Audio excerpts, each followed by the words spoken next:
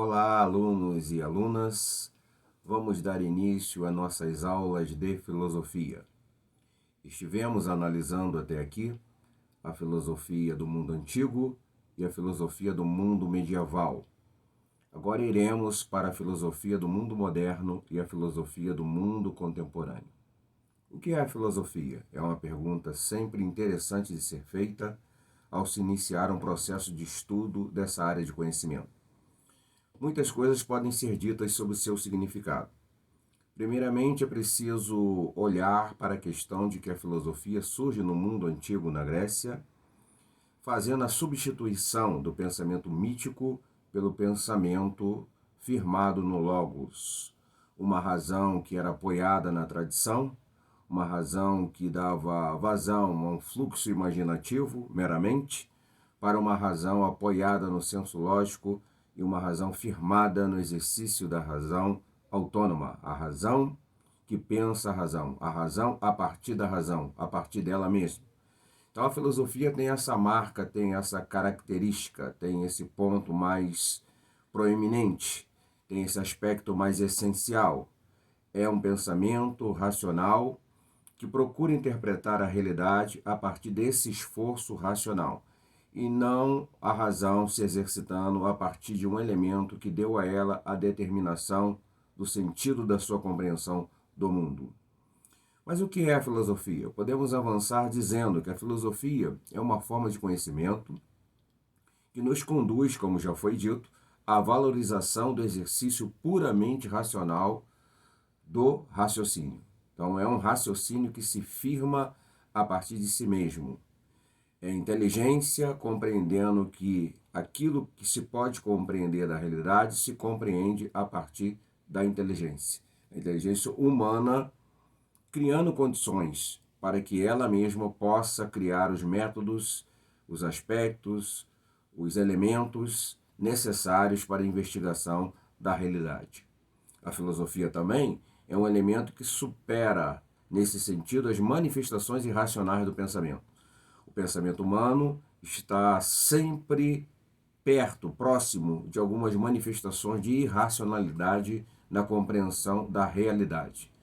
Pois então, a filosofia tenta substituir essa dinâmica de irracionalidade por uma dinâmica de racionalidade. A racionalidade deve prevalecer sobre a irracionalidade na forma de entendimento do mundo. Seres que não são humanos, no sentido da nossa existência terrena, não podem adentrar o universo do pensamento racional.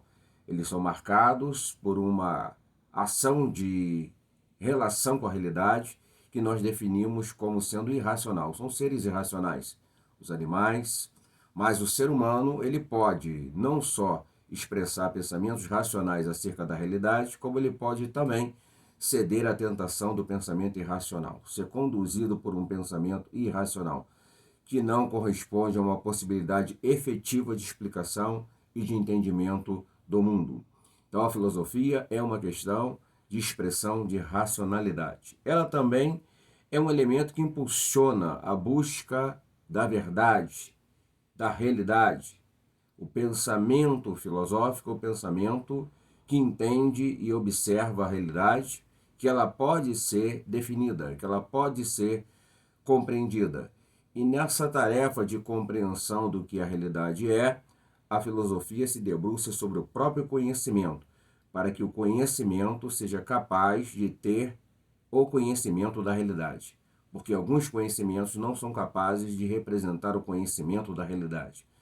Dito de outra maneira, nem todo conhecimento é capaz de definir o que a realidade é. É preciso ter o conhecimento certo, adequado, o conhecimento que tenha realmente a competência na análise da realidade. Então, num primeiro momento, poderíamos dizer, inclusive, que a filosofia ela não tem fora do conhecimento o seu alvo do conhecimento. Esse é o seu ponto de partida.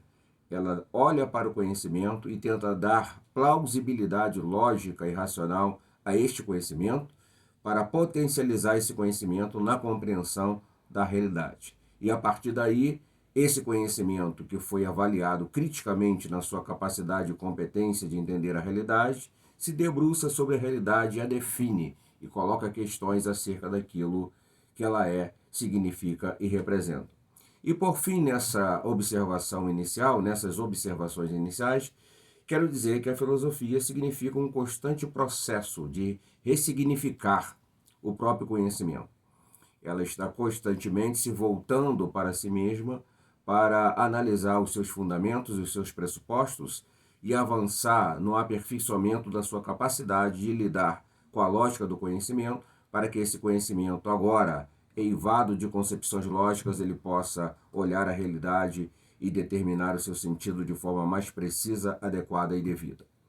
Bom, ficou para trás os nossos estudos de filosofia antiga e nossos estudos de filosofia medieval. Estivemos vendo lá na filosofia antiga os pré-socráticos, estivemos olhando os sofistas, estudando a filosofia de Sócrates, de Platão, de Aristóteles e outras correntes filosóficas do mundo grego antigo. Depois nós estudamos a escolástica medieval. Olhamos rapidamente alguns aspectos da patrística e em seguida nós analisamos a escolástica, esse momento em que a filosofia tem um encontro com a teologia, um momento em que a filosofia estará voltada para temas típicos da teologia: Deus, imortalidade da alma, o valor da revelação, o valor da verdade bíblica. Todos esses aspectos foram discutidos pela filosofia medieval com uma linguagem filosófica, tentando dar substância racional ao discurso de validação positiva da fé.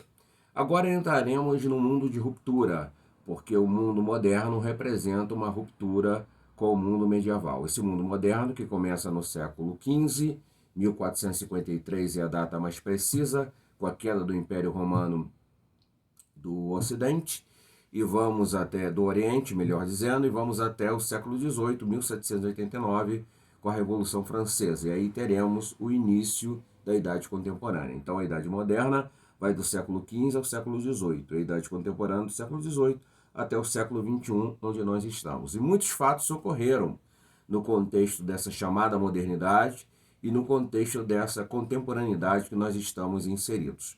Mas começaremos a partir do mundo moderno. E esse mundo moderno é um mundo que tem e representa uma ruptura em relação ao mundo medieval. Essa palavra, modernidade, inclusive, é uma palavra que aponta para o aspecto de uma ruptura com a herança do mundo medieval. Se nós olharmos a história a partir de 4 elementos que definem bem a história: a economia, a política, a sociedade, a cultura, fica muito claro esse processo de ruptura que se dá entre o mundo medieval e o mundo moderno. Porque do mundo antigo para o mundo medieval nós teríamos algumas continuidades. Do mundo moderno para o mundo contemporâneo também verificaremos algumas continuidades. Mas do mundo medieval para o mundo moderno nós temos uma mudança drástica no mundo ocidental, no mundo humano ocidental. Que mudanças seriam essas? Nós teríamos, por exemplo, na economia, a saída de uma economia de subsistência, definida pelo sistema que chamamos de feudalismo, para uma economia produtora de excedente do capitalismo. Essa mudança na política qual foi? Saímos de um processo político onde não havia uma centralidade de poder, porque cada senhor feudal na Idade Média era senhor soberano da sua terra, para uma perspectiva de uma centralidade de poder, através das monarquias ou dos estados nacionais. Do ponto de vista da mudança social, nós saímos de uma sociedade rigidamente hierarquizada do mundo medieval e uma sociedade estamentária, onde não há mudança social, para uma sociedade do mundo moderno marcada pela meritocracia. A capacidade e a competência do indivíduo seria um elemento determinante para indicar o lugar social que ele vai ocupar. E temos também uma mudança significativa no que diz respeito ao mundo cultural. Nós saímos de uma sociedade teocêntrica, completamente controlada pela hegemonia do discurso religioso, ou pelo poder eclesiástico representado pela Igreja Católica no mundo medieval, para uma sociedade com possibilidade de diversidade do mundo moderno, surgimento das igrejas protestantes, e também, por outro lado, uma sociedade mais marcada por um viés filosófico, humanista e antropocêntrico. Então, essas mudanças que marcaram essa saída do mundo medieval para o mundo moderno são muito importantes, são muito significativas.